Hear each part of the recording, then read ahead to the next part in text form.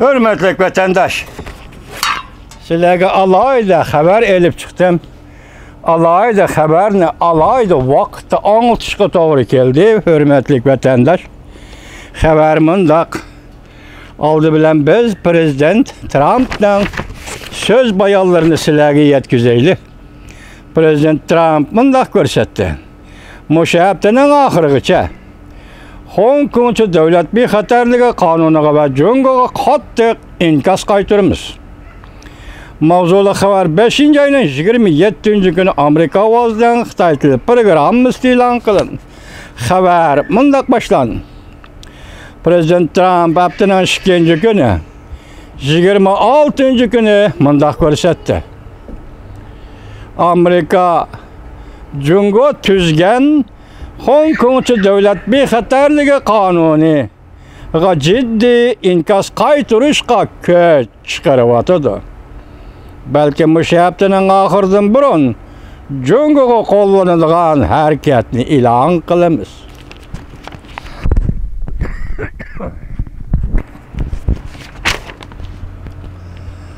Biz bazı işlerini kılıvatımız. Sen ona kızıkarlı yaxşiligini bayqaysan. Lekin ben bugün bu toğrıda toxtalmayman. Prezident Trump yana mındaq görsetdi. Muşahaptının ahırdan burun sizler bu toğırdaki haberini anlaysizlar. Ben bu haberini intayin güçlü haber dep hesaplayman. Endi YouTube'ga keleyli hürmetlik vatandaş. Tuyuqsuz tarqalgan haber. Devlet İşlakatı Mike Pompeo, Shangang, yani Hong Kong kişilik hukuk ve demokratiya kanun layihasi boyunca iş qilishni qo'zg'atganligini rasmiy e'lon qildi. Hong Kongning o'rni o'zini o'zi boshqarishni tan elish yoki e'tirof qilish bekor qilindi. Jungo amaldorlarini va Hong Kong amaldorlarini embargo qilish va ularning chet eldagi mol-mulki to'g'ritildi. Hong Kong'a berilgan soda alayda imtiyozi bekor qilinadi. Devlet İşlakatı Mike Pompeo mundaq ko'rsatdi. Biz jungoliklarning Shangangliklarni o'lga qilishini umid qilgan edik. Lekin Jungo bo'lsa Shangangni yana Hong Kongni ikkinchi Jungoga aylantirib qo'ydi.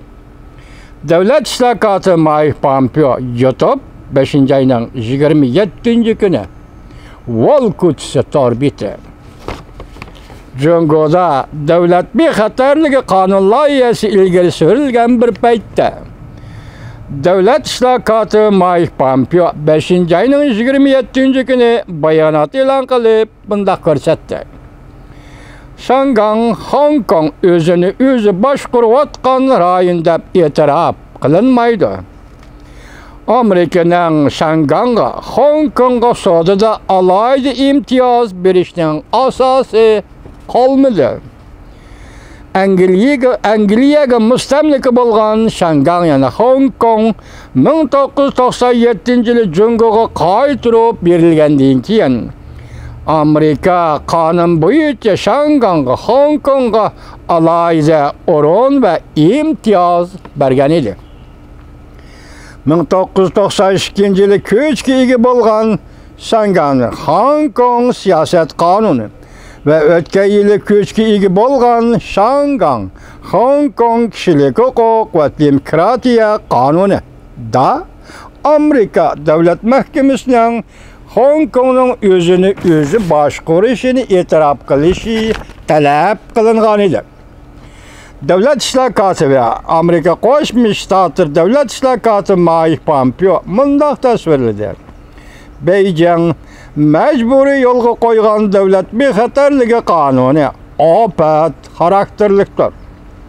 Hamda Devlet İşlakatı ve Mike Pompeo mundaq dedi. Jungo'da lazer diktatör hukuk şeklinde erken Shangang'ni o'zgartmoqda. Bundaq reallik ostida men qattiq azoblanish ichida bu qarorni chiqardim. Amerika Qo'shma Shtatlar davlat islohoti Mike Pompeo mundaq ko'rsatdi. Amerika Qo'shma Shtatlari allaqachon yo'lga qo'yilgan o'zini o'zi boshqarishni saqlab qolish uchun Jungo Kompartiyasiga qarshi kurash qilayotgan Hong Kong xalqi bilan bir safda turamiz. Leksiyamiz oxirlashdi, hurmatli vatandosh. Endi bu leksiyada xulos chiqasak bugun Amerika Qo'shma Shtatlari bilan Jonghua Xalq Jamhuriyati o'rtasida Shangang masalasi bo'yicha so'g'oq munosabatlar urushi davri boshlandi desak endi bo'ladi. Tunigillarning tor betlarida shundaq degan edi. Men uni sizlarga shundaq yetkazgan edim. Endilikda shu tor betlarga asoslanganda Amerika Qo'shma Shtatlari bilan Jonghua Xalq Jamhuriyati o'rtasida so'g'oq munosabatlar urushi boshlandi deyishga bo'ladi. Shundaqla Amerika Qo'shma Shtatlari bilan Jonghua Xalq Jamhuriyati o'rtasida raqobat oshkora jiddiy davrga, jiddiy raqobat davriga kirdi. Ikki davlatning munosabati deyishga bo'ladi. Endilikda mushu boshdan ish bilan balki ikki davlat o'rtasidagi nurg'un masalalar oydinlashadi, inchikilab, talto'kuz va aniq oshkora holda o'rtaga chiqishi mumkin, hurmatli vatandoshlar. Esinglarda bor, Prezident Tramp Oq saroyga kirgandan keyin sobiq Avam palatasining boshlig'i Gingrich shundaq degan edi. Biz endi Jungo hukumati bilan Amerika o'rtasida davomlashgan 84 yillik tarixni varaqlaymiz degan edi. Endi payt keldi, hurmatli vatandosh. Bugun Amerika Jungo munosabati mushu darajaga yetib keldi. Balki dunyo buni xohlamas edi. Jungo xalqi ham buni xohlamas edi. Amerika xalqi ham bundaq munosabatni xohlamas edi, biroq mushu holga kelishni keltirib chiqargan Jungo Kompartiyasi va uning mustabid hokimiyatidir.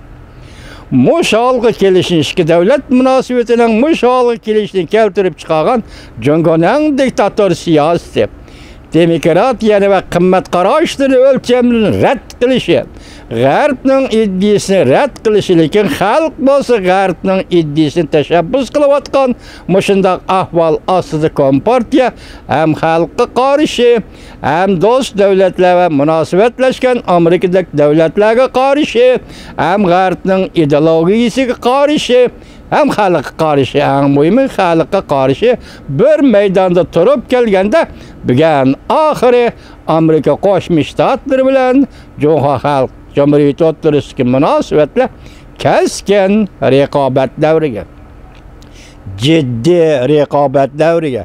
O'tganda aytgandik, iqtisodiy ishlar, harbiy ishlar, siyosat ishlari va munosabatlik jiddiy raqobat davriga, keskin raqobat davriga kirib keldi, hurmatli vatandosh.